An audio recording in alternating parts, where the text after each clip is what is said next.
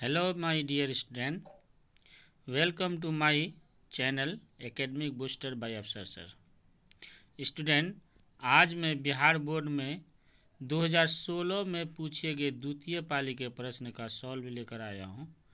तो स्टूडेंट, इसमें से कुछ ऐसे प्रश्न थे जिसको मैंने पहले सॉल्व कर चुका हूं और पहले 2015 वाले वीडियो में दे चुका हूं। बाकी जो प्रश्न है मैं आज उनको सॉल्व करने वाला हूं। तो चलते हैं आगे उन वीडियो की तरफ। उम्मीद करता हूं आप इन वीडियो से बेहतर लाभ उठा सकें और आप अपने परीक्षा में इसको अच्छी तरह से सॉल्व कर सकें। हो सके तो आप इन क्वेश्चन के आंसर को आप अपने कॉपी में लिख कर प्रैक्टिस कर लें, ताकि आप बेहतर से बेहतर लिख सकें और आपको अच्छी आपका मार्क्स बेहतर हो। तो स्टूडेंट, आज का अगला क्वेश्चन स्टार्ट करने से मैं आप लोगों से आग्रह करता हूं कि जिन लोगों ने चैनल को सब्सक्राइब नहीं किया है वो मेरे चैनल को सब्सक्राइब कर दें और बेल आइकन को भी दबा दें, ताकि अगली वीडियो आपका नोटिफिकेशन आपको पहले मिले। और इसके साथ ही अपने दोस्तों को इस वीडियो को ज़्यादा से ज़्यादा शेयर करें, ताकि वो भी इनका लाभ ले सके। तो शुरू करता हूँ मैं पहला क्वेश्चन है इसमें दोस्तों, इसमें हम केमिस्ट्री और बायोलॉजी को सॉल्व किया है। चूँकि इस 2016 के द्वितीय प्रथम पाली का फिजिक्स वाले क्वेश्चन को इससे पहले वाले वीडियो में हम दे चुके हैं। तो अब इसमें केमिस्ट्री का पहला क्वेश्चन है, सजातीय श्रेणी क्या है, उदाहरण दें। तो इसमें सजातीय श्रेणी वो श्रेणी होता है जो एक ही क्रियाशील समूह है ना, एक ही क्रियाशील समूह के अंदर जितने भी कार्बनिक यौगिक होते हैं वो सजातीय श्रेणी कहलाते हैं। जैसे यहाँ पर क्रियाशील समूह के बारे में बताएं। जैसे क्रियाशील समूह में जैसे मीथेन, इथेन, प्रोपेन, ब्यूटेन, ये एक क्रियाशील समूह है जिसको एल्केन कहते हैं, जिसका समान सूत्र CnH2n+2 होता है। उसी तरह से एल्कीन होता है ना, उसी तरह एल्काइन होता है। तो अलग अलग क्रिया समूह का सूत्र अलग अलग होता है। तो एक ही क्रियाशील समूह, जैसे ये एल्केन हम लिए, तो एक ही क्रियाशील समूह के तत्वों को हम लोग सजातीय श्रेणी कहते हैं। तो अब यहाँ पर हम लोग जानेंगे कि सजातीय श्रेणी क्या है। तो कार्बनिक यौगिक की वैसी श्रेणी जिसमें समान क्रियाशील समूह विद्यमान रहता हो और श्रेणी के किसी दो क्रमागत सदस्यों के बीच CH2 का अंतर होता हो, सजातीय श्रेणी कहलाता है। जैसे मेथेन और इथेन में CH2 का अंतर है, मेथेन CH4, मेथेन CH4 है, जिसका हम इस तरह से कर सकते हैं, CH4 हो गया। उसी तरह से अगर हम फिर एथेन लेंगे तो हम इस तरह से लेंगे, तो देखिए आपकी 2H आपका एक C और 2H आपका बढ़ जाता है। तो इस तरह से दो क्रमागत यौगिक के बीच में आपका CH2 का अंतर, यानी दो क्रमागत सदस्य के बीच में CH2 का अंतर हो जाता है। चलिए अगला क्वेश्चन की ओर बढ़ते हैं कि खनिज और अयस्क में क्या अंतर है।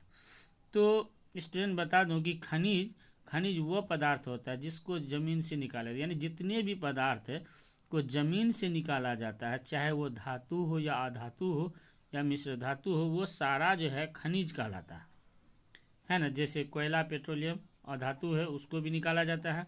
लोहा, सोना, चांदी आदि जितने भी है ये सबको मिट्टी के अंदर से निकाला जाता है। यानी मिट्टी के अंदर से निकाले गए सभी तत्वों को खनिज कहा जाता है। और उन्हीं में से जो धात्विक तत्व होता है उसको अयस्क कहा जाता है। तो उसी में अंतर हम बताएं कि खनिज और अयस्क में निम्नलिखित अंतर है।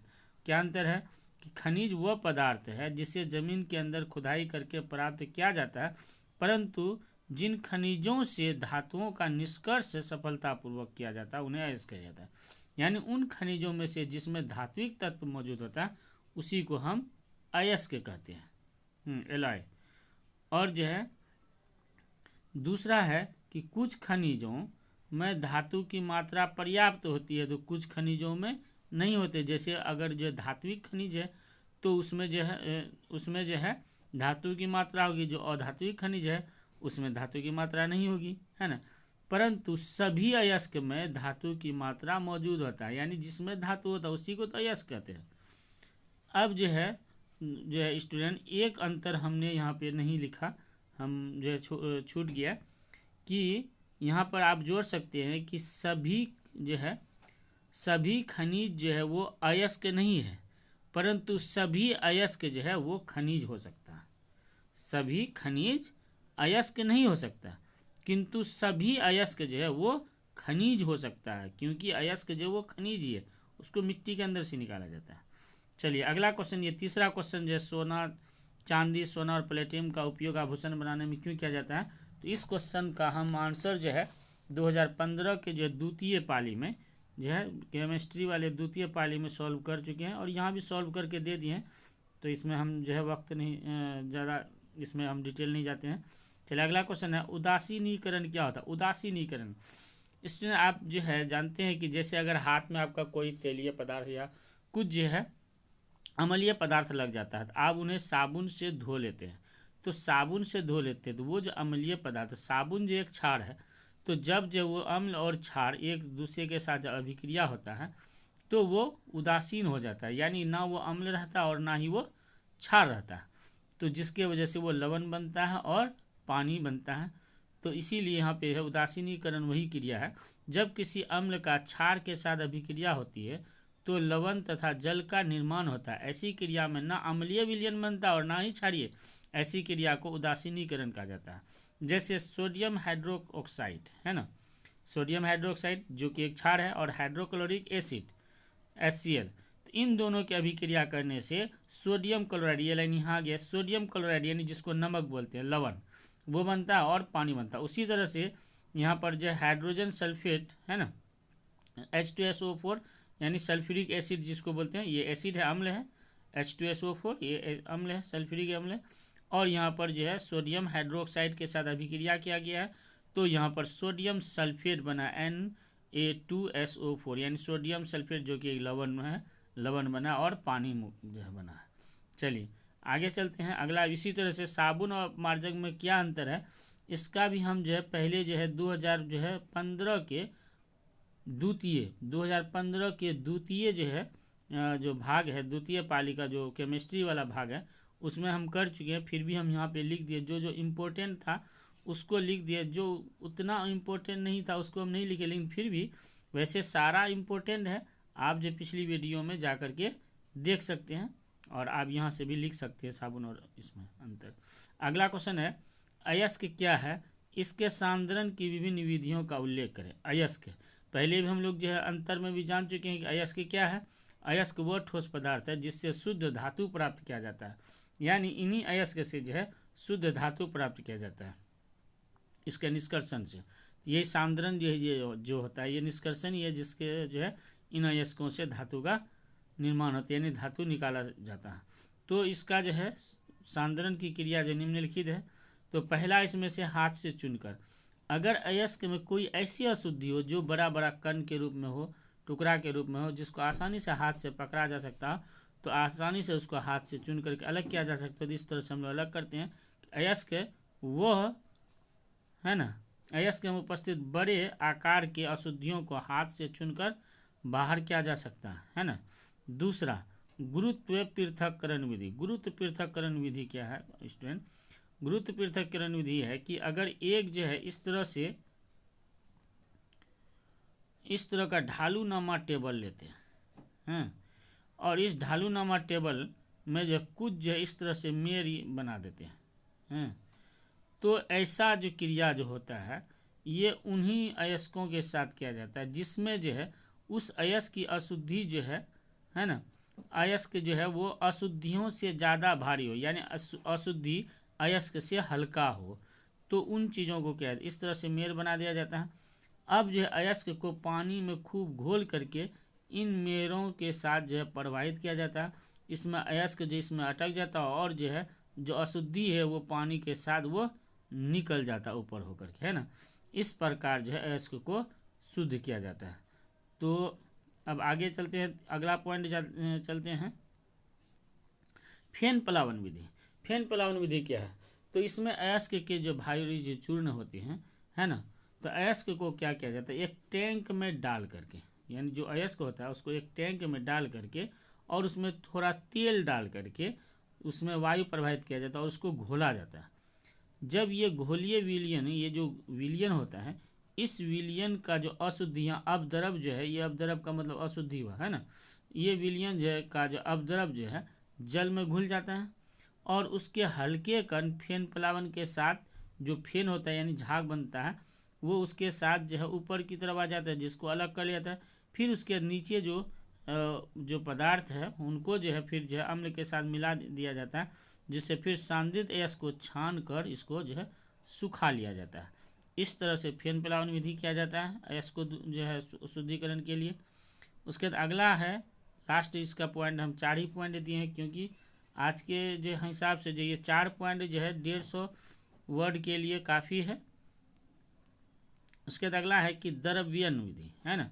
इस विधि में क्या किया जाता है दोस्तों, द्रव्यन मतलब हुआ द्रवनांग गलनांग, है ना, यानी पिघला करके किसी चीज़ को गर्म करके जो पिघलाया जाता है। तो इसमें जो है वैसे अयस्कों को जो है द्रवनांग किया जाता है, तो जिसमें अयस्क का जो द्रवनांग जो उनकी अशुद्धि से कम होता है, यानी उनकी अशुद्धि जो है अधिक ताप पर जो पिघलेगा और अयस्क जो उसमें अयस्क है धातु का, जो धातु है वो कम ताप पर ही पिघल जाए, तो वैसे जो है अयस्क का जो है इसमें द्रवण किया जाता है। तो अब यहाँ पर अयस्क को क्या किया जाता है कि गर्म किया जाता है, तो उस ताप पर गर्म किया जाता है जितना में कि धातु वाला जो पदार्थ है वो पिघल जाए, लेकिन अशुद्धि जो वो नहीं पिघले। और जब पिघल जाता है तो उसको फिर जो है छान करके एक जो है कोई भी पदार्थ जो हुआ उसका जो छिद्रित भाग, यानी जैसे चालनी टाइप का होता है उसका छिद्रित तल से होकर उसको फिर छान लिया जाता है। इस तरह से जो है अयस्क का जो है सांद्रण कर लिया जाता है। चलिए दोस्तों, अब जो बाकी जितने भी क्वेश्चन इस में 2016 के एनुअल के प्रथम पाली में पूछे गए थे, तो उनमें से बचा हुआ क्वेश्चन का हमने 2015 में कर लिया। आप जा करके 2015 के वीडियो को देख करके उसको पूरा कर सकते हैं। दोस्तों मैं फिर एक बार कह रहा हूँ, आप इन जो है क्वेश्चन के जो है आंसर को आप लिखने का प्रयास करें। आप अगर बेहतर लिख लेंगे तो आप बेहतर ढंग से याद भी कर लेंगे। सुना हुआ चीज़ कुछ दिन तक ही याद रहता है, लेकिन आप अगर सुन करके उनको लिख लेते हैं तो ये आपको जो है अच्छे दिनों तक याद रहेगा और आप आसानी से लिख सकते हैं परीक्षा में। चलिए अगला आप बायोलॉजी में, इसका जो है बायोलॉजी वाले पार्ट में चलते हैं कि बायोलॉजी में क्या है, पौधों में गैसों का आदान प्रदान कैसे होता है। गैसों का आदान प्रदान यानी गैस जो है, जो आवश्यक गैस है उसका अंदर जाना और जो अनावश्यक गैस है वो उसका शरीर से बाहर निकलना, इसी को आदान प्रदान बोलते हैं। अब चूंकि जैसे यहाँ पर पौधों की बात किया जा रहा है, तो पौधों को जो है कार्बन डाइऑक्साइड और ऑक्सीजन दोनों गैस की आवश्यकता होती है। तो कब इसको किस चीज़ की आवश्यकता होती है, जैसे अगर उनको प्रकाश संश्लेषण की क्रिया करना हो तो वो कार्बन डाइऑक्साइड को अवशोषित करता है, और बाकी जो है वो ऑक्सीजन को तो अवशोषित करता ही है। जितना भी जीव है इस पृथ्वी पर उपस्थित, जितना भी जीव है उन सभी को इन ऑक्सीजन को ग्रहण करना पड़ता है श्वसन के लिए, चाहे वो पेड़ पौधा हो या कीड़ा मकोड़ा हो या बड़े जानवर हो या छोटे जानवर हो, सभी को जो है अपने शरीर में ऊर्जा की उत्पत्ति के लिए इन ऑक्सीजन को ग्रहण करना पड़ता है। तो यहाँ पर जो है पेड़ पौधा जो है जब प्रकाश संश्लेषण की क्रिया करता है तो उस वक्त जो वो कार्बन डाइऑक्साइड को जो है रंध्र के द्वारा, पत्ती में जो छिद्र छिद्र टाइप करता है जिसको रंध्र कहते हैं, रंध्र के द्वारा कार्बन डाइऑक्साइड को लेता है और फिर जो है वो ऑक्सीजन को निकालता है। यहाँ पर एक चीज़ बता दें कि वो कैसे ऑक्सीजन को निकालता है। पेड़ पौधा जो है आपको बताए थे, जाइलम जो क्या करता है कि मिट्टी में घुले जल को वो जाइलम जो है ले करके वो पत्ती तक पहुँचाता है। पत्ती में यहाँ पर सूर्य की प्रकाश को पत्ती जो अवशोषित करता है। सूर्य की प्रकाश का केवल यहाँ पर प्रकाश संश्लेषण में यही काम होता है, वो जल के जो हाइड्रोजन और ऑक्सीजन को जो है अलग कर देता है। ये हाइड्रोजन आयन बन जाता है और ऑक्सीजन जो है ये जलवाष्प के रूप में बन करके उस जलवाष्प के साथ जो रंध्र के द्वारा बाहर निकल जाता है। इसके बाद सूर्य की प्रकाश की आवश्यकता नहीं होती है। अब ये ऑक्सीजन बाहर निकल गया, अब ये कार्बन डाइऑक्साइड को अवशोषित करके कार्बन डाइऑक्साइड और इस हाइड्रोजन के साथ वो अभिक्रिया करके वो ग्लूकोज का निर्माण करता है, यानी CO2 + H मिला करके ये C6H12O6, जिसको प्रकाश संश्लेषण की क्रिया कहा जाता है, और ये ग्लूकोज बनता है। ये पूरा क्रिया प्रकाश संश्लेषण होता है। इसके साथ ये जल और जो है ऑक्सीजन जो है भी लिखेंगे। ऑक्सीजन हालांकि पहले ही निकल जाता है ये, है ना। और इस तरह से यहाँ पे दो क्रिया होता है प्रकाश संश्लेषण में। तो इस तरह से कार्बन डाइऑक्साइड आया और ऑक्सीजन लिया, तो जो यहाँ पे आदान प्रदान हुआ ऑक्सीजन और कार्बन डाइऑक्साइड का। इसके अलावे अन्य भाग, तो कार्बन डाइऑक्साइड पौधे के अन्य भाग और कार्बन डाइऑक्साइड नहीं लेता, पौधे के अन्य भाग जो है वो ऑक्सीजन लेता है। एक चीज़ और बता दें दोस्तों, जैसे हम लोग जो सांस लेते हैं, इसमें जो ऑक्सीजन लेते हैं, इस ऑक्सीजन को हमारे शरीर में उपस्थित ब्लड में जो रक्त में जो है हीमोग्लोबिन होता है, वो हीमोग्लोबिन जो है उस ऑक्सीजन के साथ जो है बंधन बना के ऑक्सी हीमोग्लोबिन बना करके पूरे शरीर के सभी कोशिका तक ले जाता है। तो पेड़ पौधा में चूंकि कोई हीमोग्लोबिन नहीं होता है, इसलिए उसमें ऑक्सीजन को कौन ढोएगा, यानी उस जो पेड़ पौधा में ऑक्सीजन को एक स्थान से दूसरे स्थान तक ले जाने के लिए कोई भी उत्तक नहीं होता है। यही वजह है कि पेड़ पौधा का सभी भाग, चाहे वो जड़ हो या तना हो या पत्ती हो या जो टहनी हो, हाँ, वो सभी भाग जो है अलग अलग शोषण करता है। तो अब देखिए कि कैसे शोषण करता है। तो वहाँ पे जो विसरण क्रिया होता है, वो बाह्य जो वातावरण से विसरण क्रिया के द्वारा जो है बाह्य वातावरण से ऑक्सीजन को अवशोषित कर लेता है, ठीक है, और अवशोषित करके वो ऊर्जा का निर्माण करता है और कार्बन डाइऑक्साइड को छोड़ता है। सभी भाग कार्बन डाइऑक्साइड भी छोड़ता है। अगर ऑक्सीजन लेता है तो कार्बन डाइऑक्साइड भी सभी भाग छोड़ता है। बस फर्क ये है कि पौधे दिन में कार्बन डाइऑक्साइड लेता है तो वो सिर्फ पत्ता के रंध्र के द्वारा प्रकाश संश्लेषण के लिए और अन्य भाग नहीं लेता है, जबकि ऑक्सीजन वो जो है रात में जो उनके सभी भाग ऑक्सीजन लेता है। दिन में पत्ता को छोड़ करके बाकी सभी भाग ऑक्सीजन लेता है, लेकिन रात में उनके सभी भाग ऑक्सीजन को ग्रहण करता है और कार्बन डाइऑक्साइड को छोड़ता है। चलिए अब हम इस क्वेश्चन को फिर आगे जो है यहाँ जो लिखा गया उसका डिटेल पढ़ते हैं। पौधों में श्वसन गैसों का आदान प्रदान शरीर के सतह से विसरण क्रिया के द्वारा होता है। चूँकि पौधे में गैसों के परिवहन के लिए कोई उत्तक नहीं होता है, इससे पौधे के प्रत्येक अंग अलग अलग श्वसन गैसों का आदान प्रदान करता है। पत्तियों में रंध्र के द्वारा, पुराने वृक्षों के तनों के कड़ी त्वचा पर स्थित वादरंध्र और अंतरकोशिकीय स्थानों के द्वारा होता है।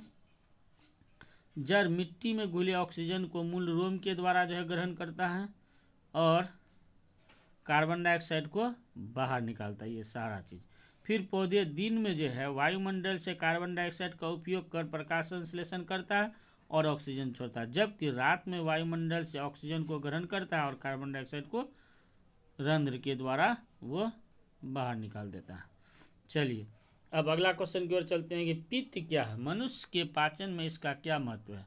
तो दोस्तों पित्त आप लोग देखे होंगे, जो मांसाहारी लोग हैं यानी जो लोग मीट खाते हैं वो तो आप देखे होंगे, जो कलेजी होता है, यकृत होता है जिसको है ना लीवर बोलते हैं, लीवर में चिपका हुआ लीवर के साथ में एक जो छोटी सी थैली होती है जिसको पित्त कहा जाता है, जो हरे रंग का होता है, क्षारीय द्रव होता है। तो ये पित्त जो है हमारे पाचन क्रिया के लिए बहुत ही महत्वपूर्ण है। अगर ये पित्त का स्राव ना हो तो हमारे जो पेट में भोजन जो है वो पूरी तरह से नहीं पच पाएगा, जिससे पेट हमेशा खराब रहेगा, यानी खाना खाने के साथ ही तुरंत उसको बाथरूम जाना पड़ सकता है। तो अब यहाँ पर देखिए पित्त का इसीलिए कहा जाता है, अगर किसी का पाचन डाइजेस्टिव सिस्टम अगर ख़राब हो जाता है यानी उसका खाना नहीं पचता है तो कहता है कि लीवर ख़राब हो गया। तो दोस्तों लीवर यानी कलेजी, लीवर ख़राब होने का मतलब यही हुआ कि लीवर ऐसा हो गया, वो पित्त जितना पित्त हमारे खाना को पचाने के लिए चाहिए था, हमारा लीवर जो उतना पित्त नहीं निकाल पा रहा, जिसके वजह से हमारा भोजन ठीक ढंग से नहीं पच पा रहा। तो चलिए यहाँ पर पित्त क्या है उसके बारे में जानते हैं और उसका मुख्य काम के बारे में जानते हैं। तो पित्त गहरा और हरा रंग का क्षारीय द्रव है जिसमें कोई एंजाइम नहीं होता है। दोस्तों याद रखिए ये एक क्षारीय द्रव है, ठीक है, जो कि अम्लीयता को दूर करता है खाना का। अब देखिए इसका दो कार्य हम यहाँ पर अलग करके लिखे हैं। पहला इसका काम जो कि आपको बताया हमारा जो हम जो खाना जैसे निगलते हैं, ये खाना जो हमारा जो आमाशय में जाता है, तो ये जो आमाशय में जो जाता है, तो आमाशय में HCl गैस जो है खाना के साथ मिल जाता है, और ये HCl गैस जो है कीटाणु को भी मारता है। साथ ही जो आमाशय में निकलने वाले पेप्सोजन एंजाइम है, जो उसको वो पेप्सिन में बदलता है।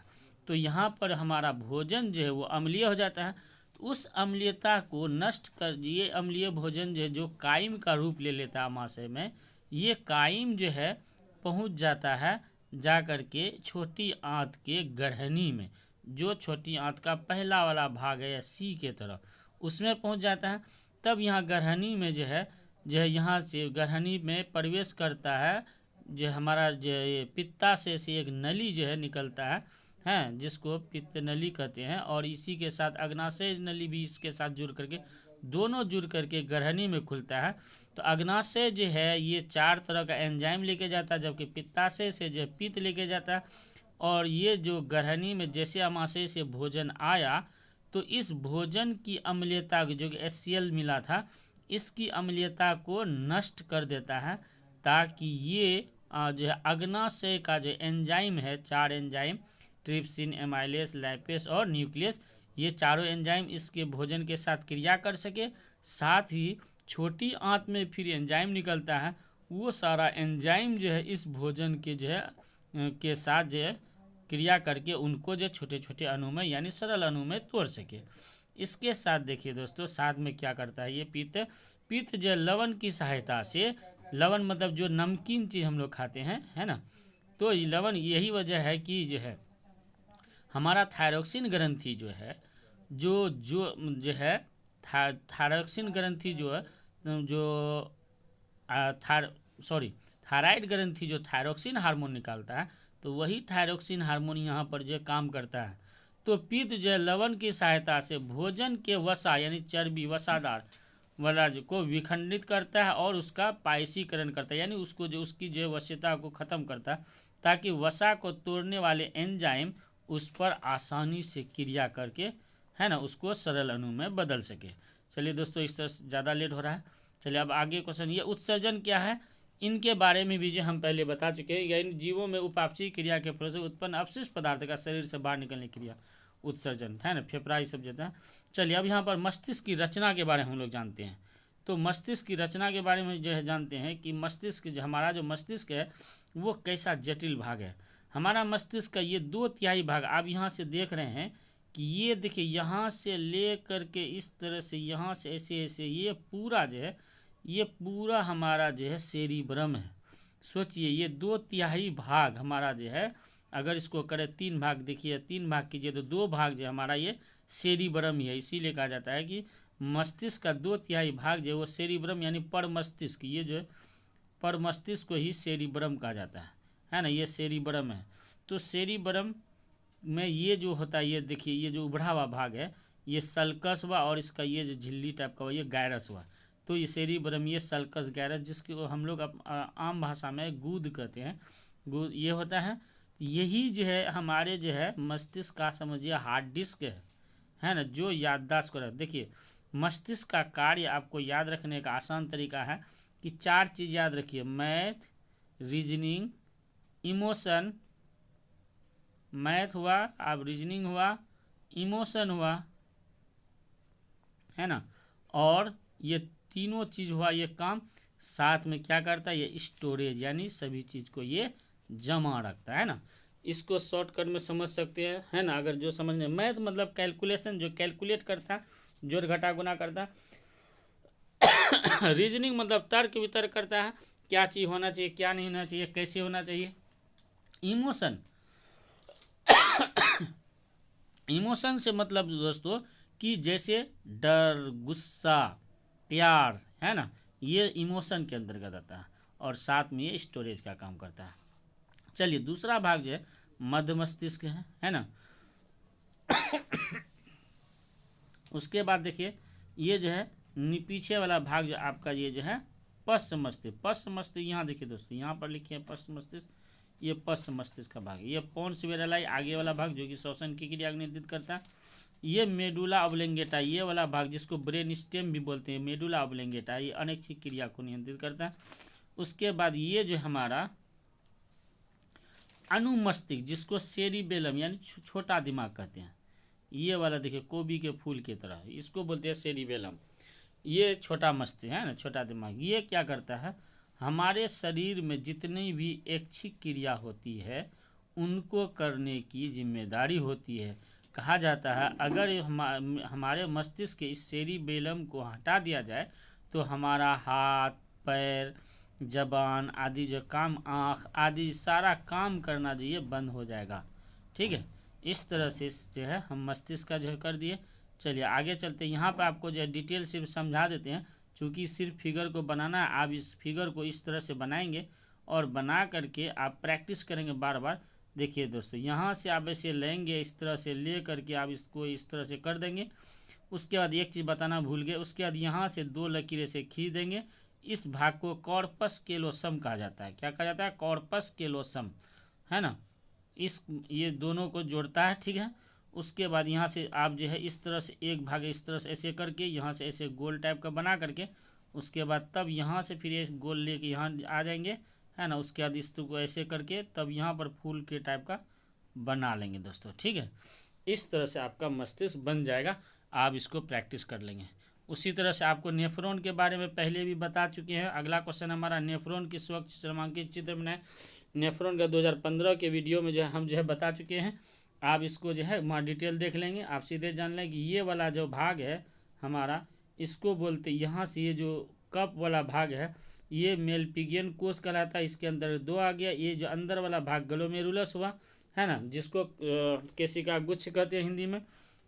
और ये कप वाला भाग ये बोमेन संपूर्ण हो गया। बाकी नीचे वाला पूरा भाग जो है इसको रीनल नलिका बोलते हैं, है ना। पिछला वीडियो में आप इसको डिटेल दे देंगे, क्योंकि इस तरह से वीडियो लंबा हो जाता है। तो ठीक है दोस्तों, आप उम्मीद करते हैं कि आप इनका बेहतर से बेहतर जो है फ़ायदा उठा सकें। और आप इन दोनों चित्रों को बनाने का कम से कम जो है 3 बार नहीं तो 5 बार अगर आप बना लेते हैं इन दोनों फिगर को, तो आप हमेशा के लिए आप याद रह जाएगा आपको, और आप कभी नहीं भूलेंगे। दोस्तों आपको मैं बता दूं, किसी भी फिगर को आप अगर 5 बार बना लेते हैं, आपको वो, ये किसी भी फिगर को नहीं बल्कि किसी भी चीज़ को आप 5 बार अगर लिख लेते हैं तो आप कभी भी नहीं भूलेंगे। तो दोस्तों उम्मीद करता हूँ आप इनसे फ़ायदा उठाएं। दोस्तों साथ ही आप जो है इस चैनल को जो है अपने दोस्तों को जो शेयर करें। थैंक यू दोस्तों।